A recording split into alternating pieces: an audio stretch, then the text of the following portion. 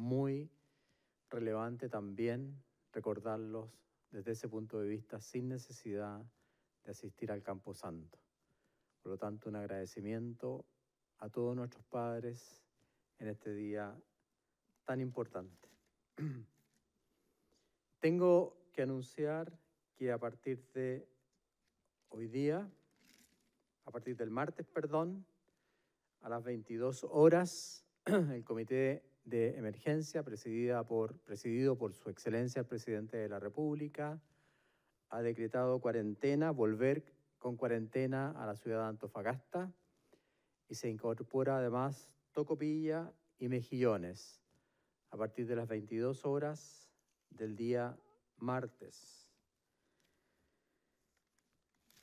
Quiero compartir además una excelente noticia que se suma a la devolución de excedentes que van a llevar a cabo las ISAPRES. Esta devolución de excedentes se logró gracias al trabajo del Superintendente de Salud, dialogando con el Parlamento. Por lo tanto, también agradecemos a los parlamentarios porque nos fue necesario tramitar una ley. Y además de esa importante noticia que es devolución de excedentes, le cedo la palabra al Superintendente de Salud, don Patricio Fernández, para que nos comunique una nueva y muy buena noticia, justamente, sobre todo para los padres y las madres.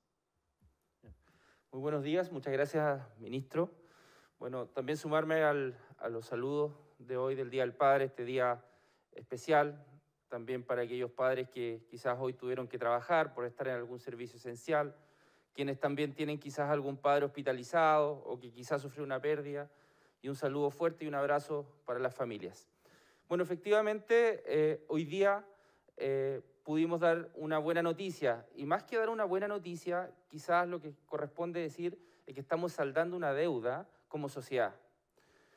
Es imperdonable que hasta este momento las aseguradoras, sean de salud o de seguros complementarios, hayan considerado condiciones humanas previas al nacimiento, como el síndrome de Down, como una causal para limitar la cobertura en salud. Es inaceptable que familias hayan tenido que año tras año llenar declaraciones de salud, recordándole el dolor de tener un hijo en esas condiciones y no saber si los tratamientos van a ser cubiertos o no por su aseguradora.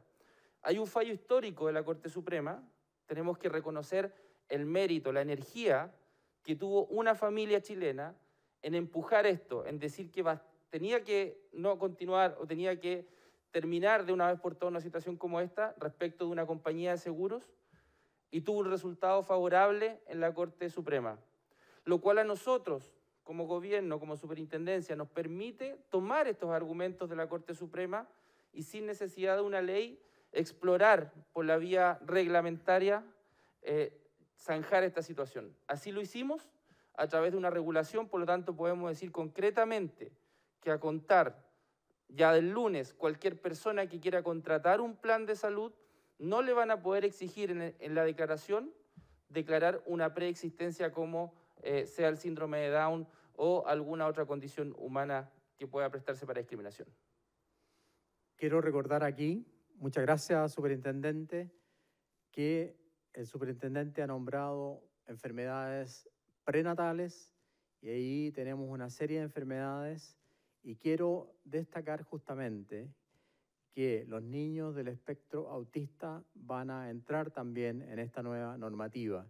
¿Por qué lo digo? Porque es un grupo de familias muy activo que siempre me escribe, que siempre está preocupado por esta idea, así que yo también me sumo a esa noticia y me alegro mucho de que se incorporen una serie de enfermedades prenatales o congénitas, además del síndrome de Down, a esta normativa que las exime de ser consideradas preexistencias.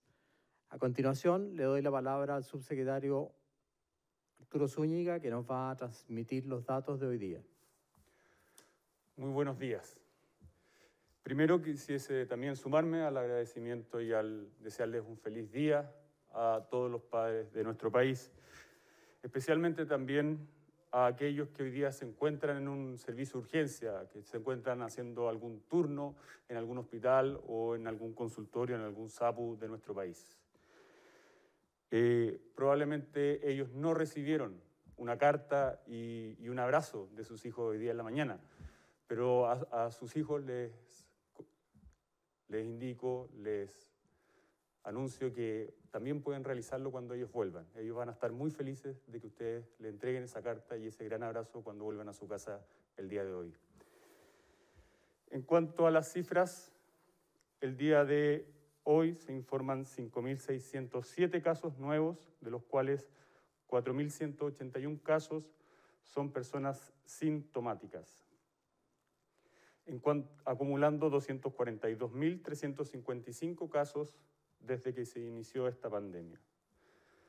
En cuanto a las personas que se registraron como fallecidas en el registro civil, el día de ayer fueron 184 personas, acumulando 4.479.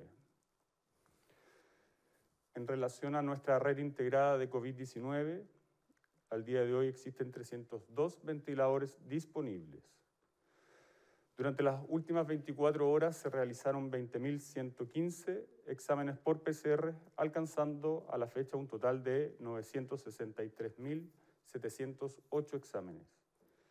Finalmente, en relación a nuestras residencias sanitarias, disponemos de 138 establecimientos con 9.314 cupos.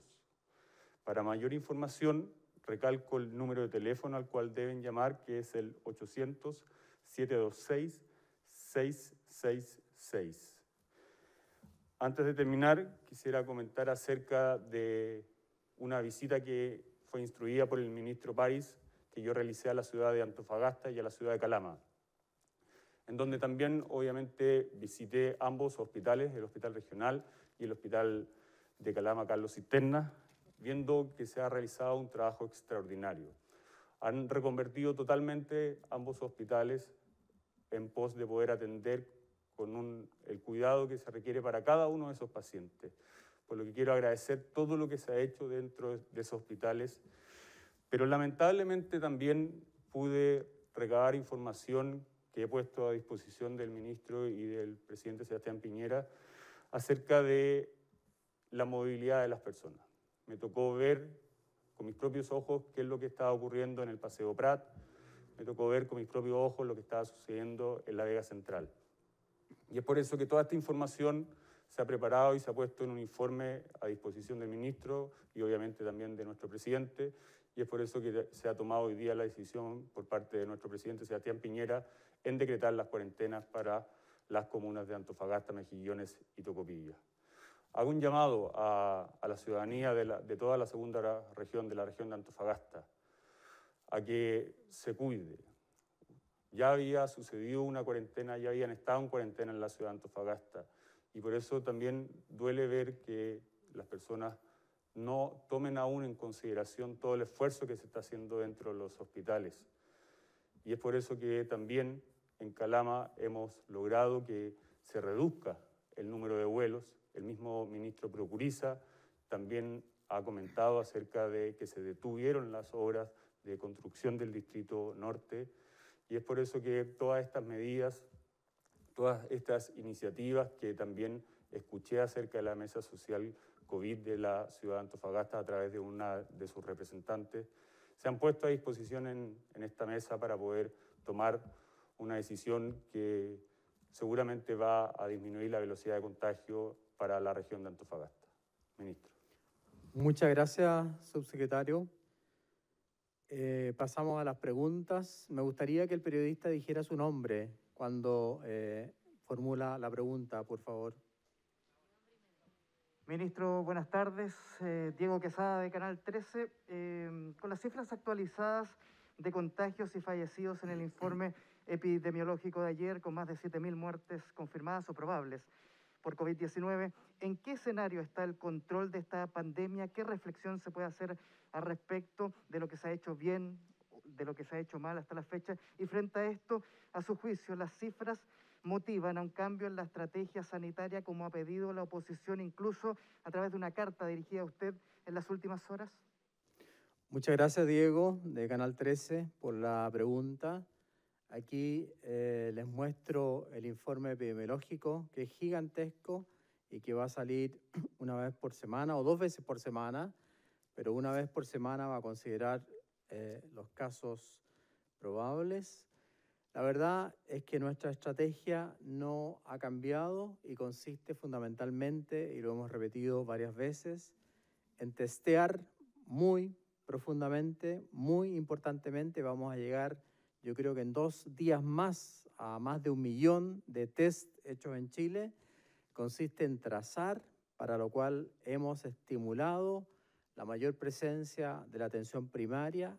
No es que la atención primaria no lo haya hecho antes, la vamos a estimular para que siga en esa línea, y hemos estimulado todo lo que significa aislar a los pacientes cuando están contagiados y cuarentenar a los contactos, aumentando al máximo las residencias sanitarias. Hoy día estamos haciendo un esfuerzo mayúsculo.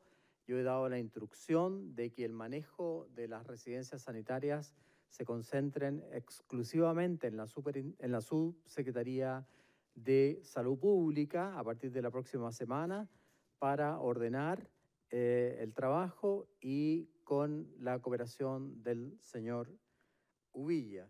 Yo creo que lo más importante acá no es solamente considerar el esfuerzo del Estado, que es importante, sino que volver a considerar el esfuerzo de la ciudadanía. Y yo creo que, como lo dijo ayer muy claramente, el rector de la Universidad de Chile, yo creo que pasó el tiempo, o habrá el tiempo quizás en el futuro, de encontrar culpables. Lo que tenemos que hacer ahora es luchar en contra, obviamente, de esta pandemia atroz que ha afectado al mundo y ha afectado a Chile. Siguiente pregunta. Buenas tardes, ministro. Preguntarle respecto... ¿Cuál es su nombre? De Radio ADN. Preguntarle respecto al escenario de la pandemia. Codelco detuvo todos los proyectos del Distrito Norte y Chuquicamata, que va a operar solamente con personal de Calama. ¿Se proyecta qué efectos trae esta decisión en cuanto al traslado de personas? ¿Se debería haber realizado antes? Y también preguntarle respecto a la solicitud de las medidas de cuarentena en la región de Tarapacá y Antofagasta, que se había pedido anteriormente, si se debieron hacer estas medidas antes para evitar la crisis, y lo que está ocurriendo en estos momentos con otras zonas que están viviendo un drama familiar similar, como es el caso de Magallanes en estos momentos, si es que se está considerando en estas zonas.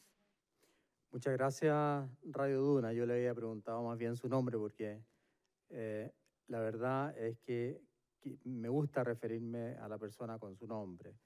Lo primero, Radio ADN. ADN. Lo primero, destacar justamente que se están tomando medidas adecuadas en Calama en conjunto con Codelco, y gracias también a la cooperación del ministro de Minería, don Baldo Procuriza. Yo instruí al subsecretario de Redes Asistenciales que asistiera por esta misma preocupación y visitó, como acaba de decir, tanto Calama como Antofagasta. Se han tomado varias medidas. Primero, disminución de los turnos.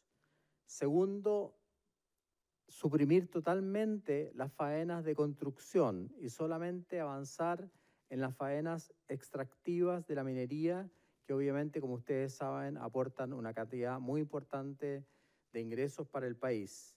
Se va a ampliar el aeropuerto, se va a colocar una carpa para mejor controlar la llegada de los pasajeros, y se va a controlar en forma mucho más estricta el traslado en buses, porque desgraciadamente no solamente hay un aumento en los vuelos, sino que también en el traslado por vía terrestre en base a los buses.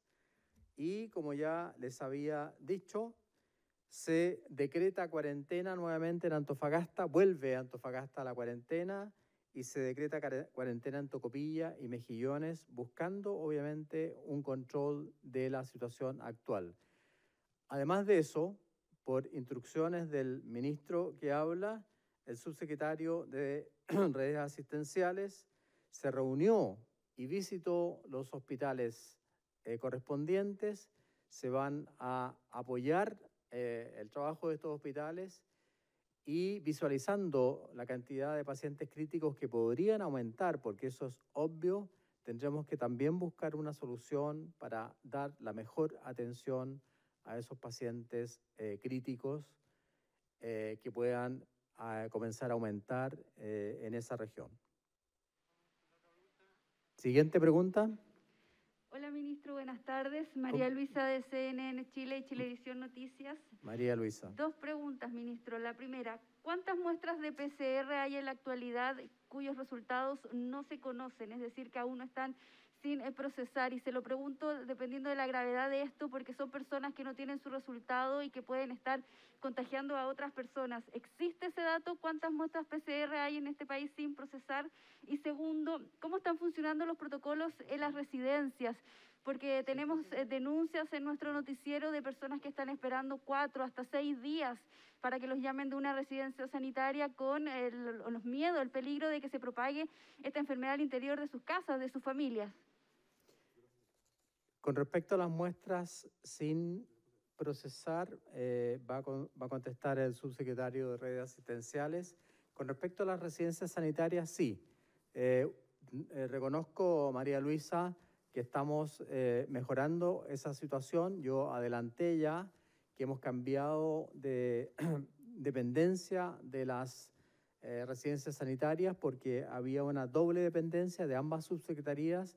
He decidido en conjunto con los subsecretarios y de acuerdo con ellos que el manejo de las residencias sanitarias se centralice en la Subsecretaría de Salud Pública con la cooperación del señor Uvilla, y además hemos recibido la amplia colaboración del Ejército y de las Fuerzas Armadas a través del ministro Espina. Estamos haciendo un esfuerzo gigantesco para aumentar el número de residencias y convencer también a las personas para que se dirijan a esas residencias. He recibido llamados de algunos diputados con respecto a que sí hay un retraso a veces en la respuesta, en la ubicación, por eso es que queremos coordinar de mejor manera esa respuesta y tratar de llevar rápidamente a los pacientes que necesitan residencia sanitaria a su lugar.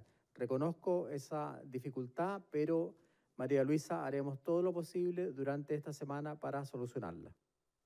En relación a la segunda parte de la pregunta, de la cantidad de exámenes que se encuentran en procesamiento, recordar que nosotros estamos realizando un promedio de 20.000, 18.000 exámenes diarios, ¿ya? Teniendo esa cifra como referencia para la cantidad de exámenes diarios que nosotros estamos realizando, la cifra que hoy se encuentra en procesamiento son 16.081 exámenes, es decir, son los exámenes que se tomaron, pero que se están procesando el día de hoy para ser entregados los resultados el día de mañana. Subsecretario, si le puedo preguntar si esos casos están también en cuarentena, si están testeando esos casos de que se esté cumpliendo también aquello para no seguir propagando precisamente la enfermedad. María Luisa, siempre la definición de cuarentena se gatilla cuando se define el caso sospechoso, es decir, antes de que se tome la muestra para realizar el examen. Por lo tanto, todas las personas, independientes de si recibieron o no el resultado de su examen al momento de ser catalogados como casos sospechosos, deben cumplir su cuarentena de forma inmediata. ¿Preguntas? Ministro, buenas tardes. Pablo Tapia, de Mega Noticias. Superamos a Italia en cantidad de casos confirmados. Nos estamos acercando a España, según los datos que entrega la Universidad de Johns Hopkins. Italia, con 238.000 casos en el último reporte que daban, hoy día se informa de 242.355 acá en nuestro país. ¿Cree usted que es momento de poner en la mesa medidas para intentar frenar aún más la movilidad? ¿Se podría dar un eventual modo hibernación en algún momento de esta pandemia? Se lo pregunto, lo conocimos durante la semana su opinión sobre esto, pero se lo vuelvo a preguntar ante estas nuevas cifras que estamos conociendo el día de hoy. Lo segundo, durante la jornada de ayer se informó a través del informe epidemiológico que habían 250.919 casos confirmados. Se sumaban algunos probables, 19.000 y algo más. Y hoy 242.000 en este informe oficial. Sabemos de la política que usted nos hablaba ayer de transparentar lo más posible las cifras, sin embargo, entre tanto número y que va variando tanto, se genera mucha confusión. ¿Cree que se podría dar también la opción de generar una cifra en particular que se entregue diariamente y que sea más consolidada y que no genere estas variaciones respecto a las que están entregándose oficialmente y en el informe epidemiológico? Muchas gracias, Pablo Tapia, de Megavisión, por la pregunta. No hay ninguna confusión. La respuesta es muy clara. Las cifras son dos. Son cifras de pacientes que, habiendo tenido un certificado de función con la palabra coronavirus, COVID-19, o sea, algo relacionado con la infección, más una PCR positiva, esos son los casos confirmados. Además de eso, por aumentar la transparencia, justamente por comparar con responsabilidad con otros países, nosotros hemos agregado los casos que se llaman probables y que eso ha costado muchísimo de recolectar. La cifra que dimos ayer no es la cifra del día, es una cifra que revela la presencia de estos casos durante todo el periodo de la pandemia, pero se agregaron ayer justamente para hacer mayor transparente nuestra información. Este hecho contrasta profundamente con otros países que recién están dando esas cifras.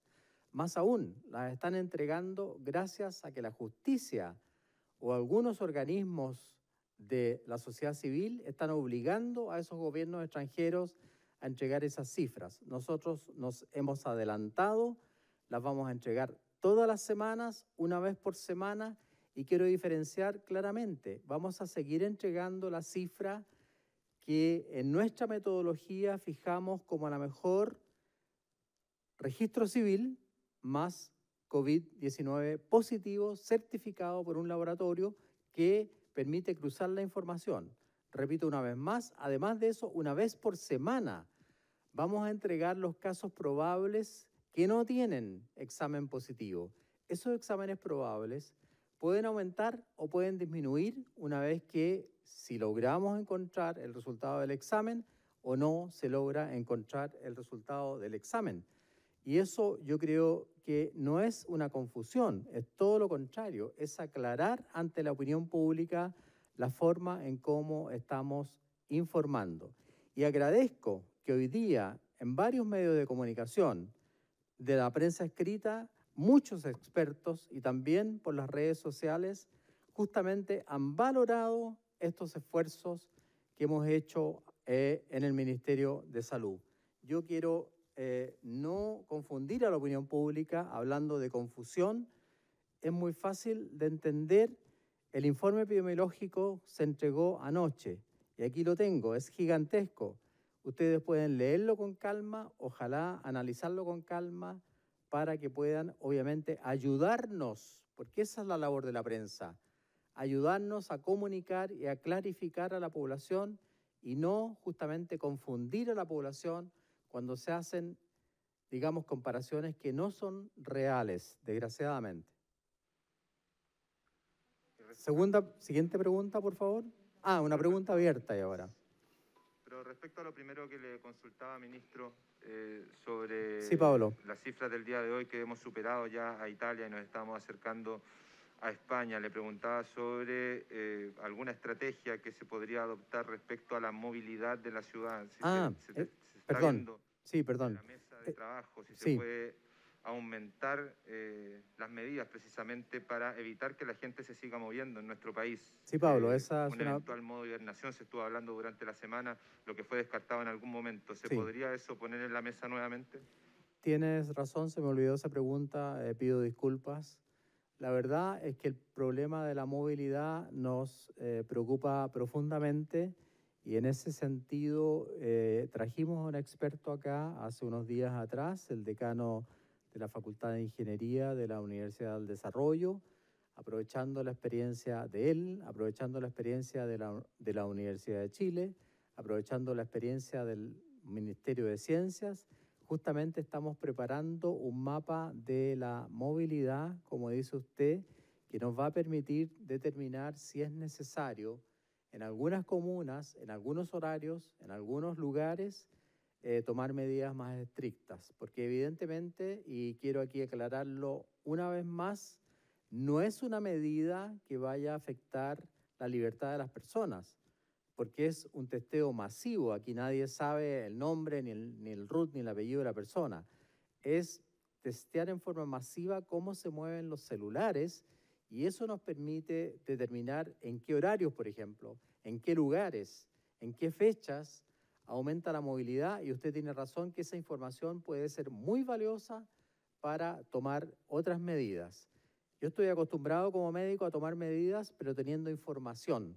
Eso se llama medicina basada en evidencias. Cuando yo tenga la información, el Ministerio de Salud entonces va a tomar las medidas necesarias para contrarrestar ese exceso de movilidad.